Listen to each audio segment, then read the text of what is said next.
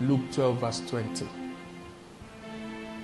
It says, but God said to him, thou fool, this night thy soul shall be required of thee. Then whose shall those things be which you have provided? So God was not arguing that he had provided a lot. But God was saying that these things that you have provided, when your soul is required, those things cannot come with your soul. So when your soul is required by God, those things cannot translate to your soul. So some of the things that God is able to, that God enables us to do, not only is it that we can't do them ourselves, is also that those are the things that translate into eternity with us.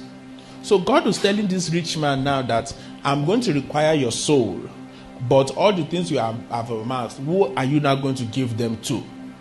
But then you compare that scripture with Revelations 14:13. It says, and I heard a voice from heaven saying unto me, right, blessed are the dead which die in the Lord from henceforth. Yea, saith the Spirit, that they may rest from their labors, and their works do follow them. That means why God was saying to this rich man that these things you have labored for cannot follow you. Somebody else will take them. God is also saying that there is a kind of work that even when the person has slept, their works will still follow them.